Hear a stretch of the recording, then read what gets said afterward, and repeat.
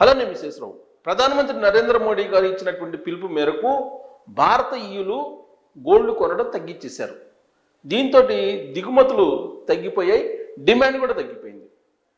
గత ఏడాదితో పోలిస్తే దారుణంగా డిమాండ్ పడిపోయింది. 6 ఏళ్ల కనిష్టానికి దిగుమతులు పడిపోయాయి, డిమాండ్ కూడా పడిపోయింది. ఇది కేవలం ప్రధానమంత్రి నరేంద్ర మోడీ గారు ఇచ్చినటువంటి పిలుపు మేరకే. అయితే డిమాండ్ పడిపోయినప్పుడు రేట్లు తగ్గాలి, కానీ రేట్లు రేట్లు ఇంచుమించుగా కొంచెం అటు ఇటుగా ఉన్నాయి. దీంతో గత ఏడాదితో పోలిస్తే బంగారం రూపంలో వచ్చినటువంటి కరెన్సీ పరిమాణం మాత్రం ఎక్కువగా ఉంది. దీని అందరికీ కారణం ఏంటంటే గోల్డ్ రేట్ పెరగడం. భారతదేశం యొక్క ఆర్థిక పరిస్థితిని దృష్టిలో పెట్టుకొని విదేశీ మారక ద్రవ్య నిల్వలను కాపాడుకోవాలనేటువంటి ఉద్దేశంతో ప్రధానమంత్రి నరేంద్ర మోడీ గారు ఇచ్చినటువంటి పిలుపు మేరకు భారతీయులు కొనుగోళ్లను తగ్గించారు. ఆభరణాల కొనుగోలు భారీగా తగ్గింది.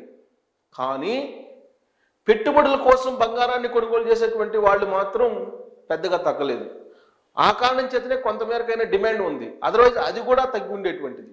ఇక మరొక కోణం ఏంటంటే గత ఏడాదితో పోలిస్తుంటే ఈ ఏడాది స్మగ్లర్లు రెచ్చిపోతూ ఉన్నారు.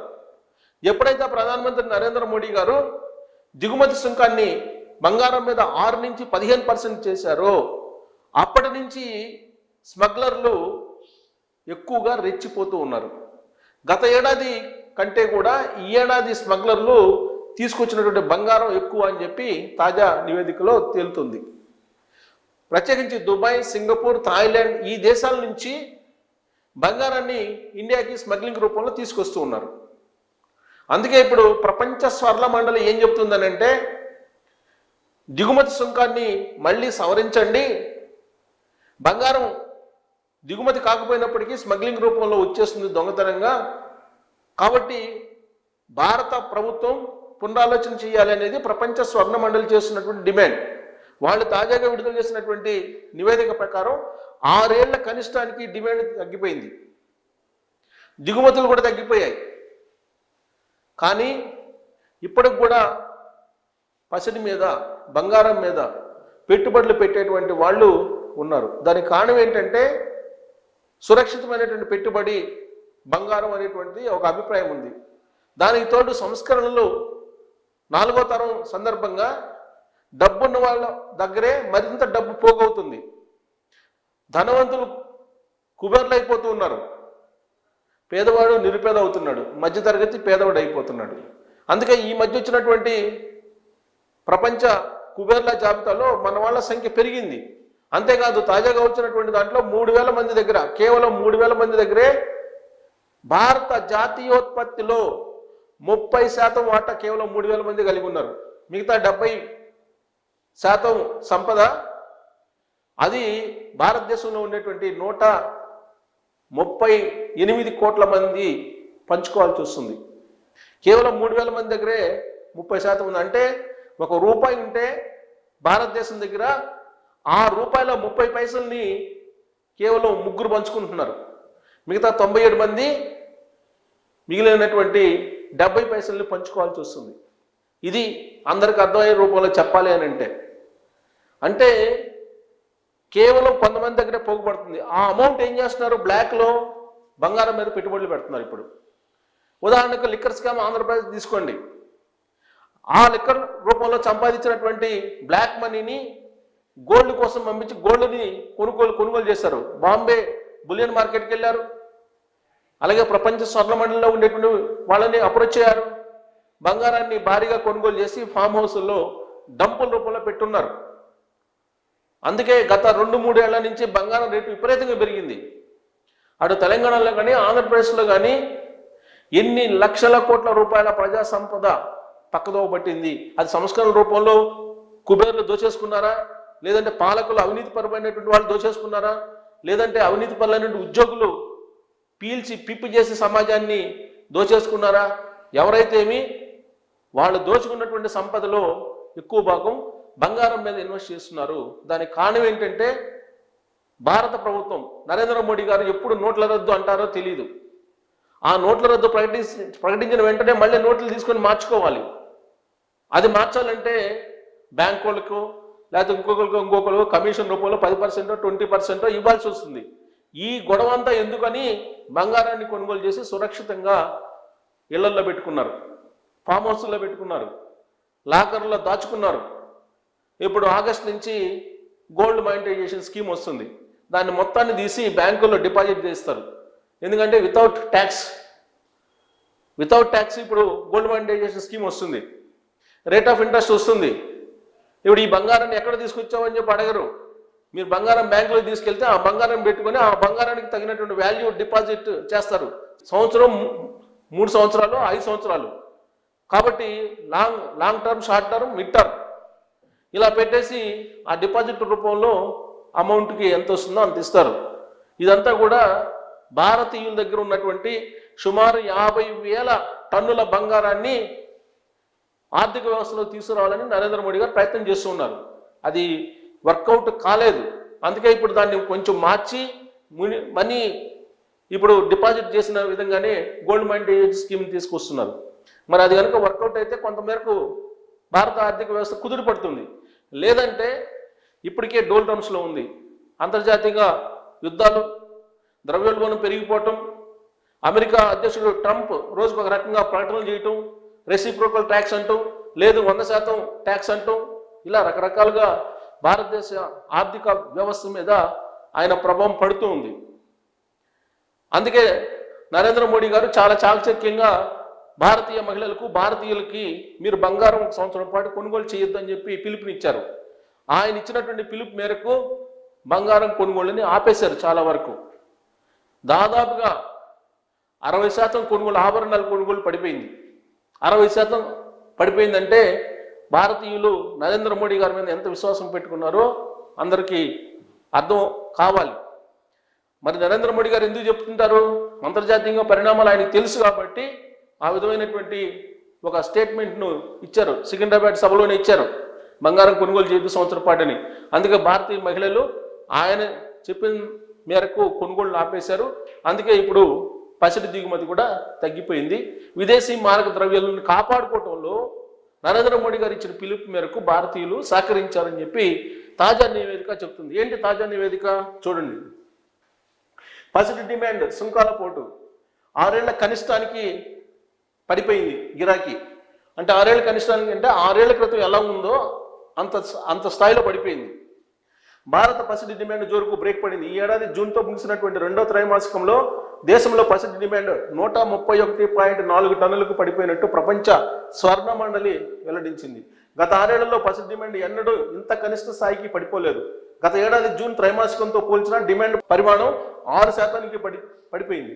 దిగుమతులకు చెక్ పెట్టేందుకు ఈ ఏడాది మేలో ప్రభుత్వం పసిడిపై దిగుమతి సుంకాన్ని 6 నుంచి 15% పెంచడం, Q2లో అమ్మకాలు పెద్దగా లేకపోవడం, విదేశీ మారక ద్రవ్యాన్ని పొదుపు చేసేందుకు అత్యవసరమైతే తప్ప బంగారం కొనుగోలు చేయొద్దని ప్రధాని పిలుపు పసిడి డిమాండ్ తగ్గడానికి ప్రధాన కారణమని ప్రపంచ స్వర్ణ మండలి తెలిపింది. విలువ పరంగా చూస్తే రికార్డు. Q2లో పరిమాణ పరంగా పసిడి డిమాండ్ తగ్గినా విలువ పరంగా చూస్తే సరికొత్త రికార్డు నమోదైంది. ఈ కాలంలో భారత్లో రికార్డు స్థాయిలో 1,98,100 కోట్ల విలువైనటువంటి పసిడి అమ్ముడైంది. గత ఏడాది ఇదే కాలంతో పోలిస్తే ఇది 50% ఎక్కువ. అంటే గత ఏడాది కంటే 50% విలువ కల బంగారం అయితే పరిమాణం తగ్గింది, కానీ బంగారం విలువలో మాత్రం 50% పెరిగింది. ధరలు అధికంగా ఉన్న వినియోగదారులు పసిడి కొనుగోలుకే మొగ్గు చూపుతున్నారు అనేందుకు ఇది నిదర్శనం అని ప్రపంచ స్వర్ణ మండలి చెప్పింది.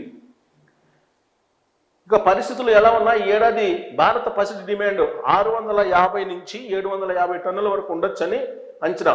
ప్రస్తుతం అంతర్జాతీయ ఉద్రిక్తతలు, వడ్డీ రేట్లు, ద్రవ్యోల్బణాన్ని దృష్టిలో ఉంచుకుంటే ఇది మధ్యస్థంగా 700 టన్నులు వరకు ఉండొచ్చు అని చెప్పి, ఒకవేళ ధరలు దిద్దుబాటుకు లోనై ప్రభుత్వం సుంకాలు తగ్గిస్తే మాత్రం డిమాండ్ 750 టన్నులకు సునాయాసంగా చేరుతుందని ఎక్స్పెక్ట్ చేస్తున్నారు బంగారం నిపుణులు.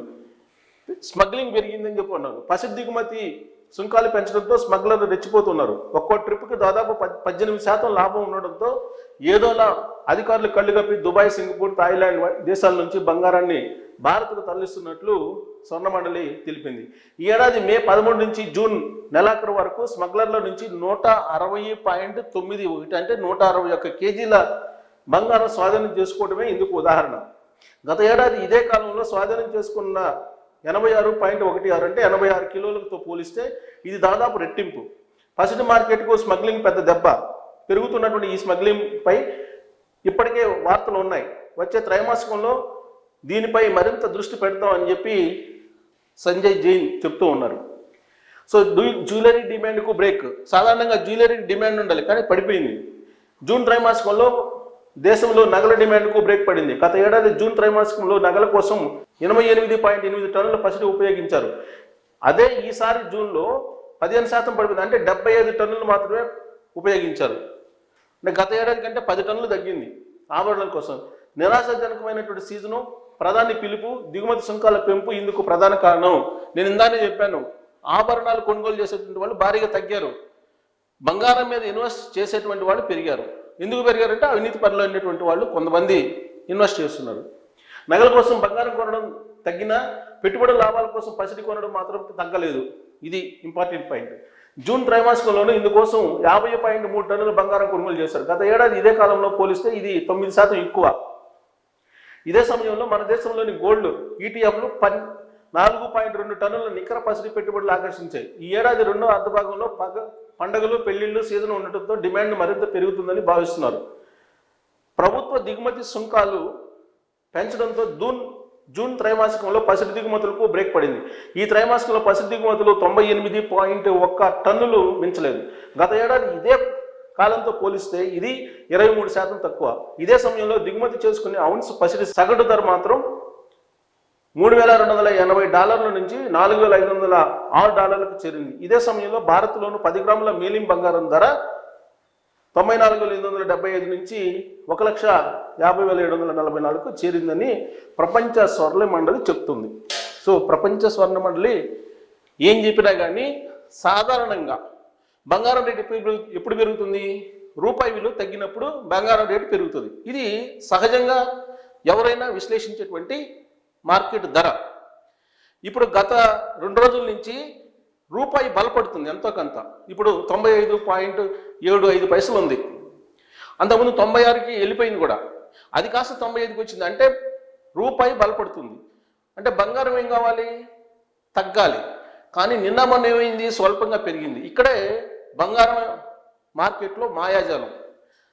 ట్రంప్ దగ్గర నుంచి దేశీయంగా ఉండేటువంటి కొంతమంది బంగారం రేట్ని తల్లకిందులు చేస్తున్నారు, మాయాజాలం చేస్తున్నారు. ఇప్పుడు దేశీయంగా చూస్తే తగ్గాలి, కానీ 2 రోజుల నుంచి స్వల్పంగా పెరిగినట్టు చూపిస్తూ ఉన్నారు. ఎందుకు? కొనుగోలు దారుణంగా పడిపోయాయి కాబట్టి. అంతర్జాతీయ మార్కెట్లో డాలర్ వాల్యూ పెరుగుతుంది. డాలర్ వాల్యూ పెరుగుతుందంటే బంగారం రేటు తగ్గింది. అంతర్జాతీయ మార్కెట్లో ఔన్స్ బంగారం ధర 4,000 దాకా వచ్చేసింది. $4,000 దాకా. అంటే దానికి తగ్గట్టు తగ్గాలి, కానీ తగ్గట్లా దేశీయంగా. ఇక్కడే పెద్ద లాజిక్ ఉంది, ఆర్థిక పరమైనటువంటి మతలబు ఉంది. అటు అమెరికా దేశ ట్రంప్ నుంచి జాతీయంగా ఉన్నటువంటి కొంతమంది బులియన్ మార్కెట్లో ఉండేటువంటి వాళ్ళు చేస్తున్నటువంటి పెద్ద కిరికిరి ఇది. ఇప్పుడు ఒకవేళ సెప్టెంబర్లో అమెరికా ఫెడ్ కనుక వడ్డీ రేట్లను పెంచితే బంగారం రేటు దారుణంగా పడిపోతుంది. ఇప్పుడు అంతర్జాతీయ మార్కెట్లో ఔన్స్ బంగారం 4,000 సుమారుగా ఉంది డాలర్లు. అది $3,500 వరకు వచ్చేటువంటి అవకాశం లేకపోలేదు. ఎప్పుడు? అమెరికా ఫెడ్ కనుక వడ్డీ రేట్లను పెంచితే.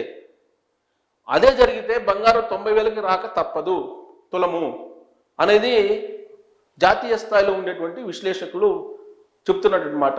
కానీ ఈ విశ్లేషకులు కానీ బులియన్ మార్కెట్ నిపుణులు కానీ చెప్పేటువంటి దానికి భిన్నంగా అంతర్జాతీయ మార్కెట్లో కానీ లేదంటే ట్రంప్ ఇన్సైడర్ ట్రేడింగ్లో కానీ గందరగోళం నెలకొంది.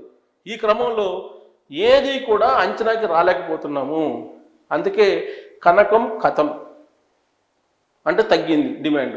దీని మీద మీరు కామెంట్ చేయొచ్చు. Thank you.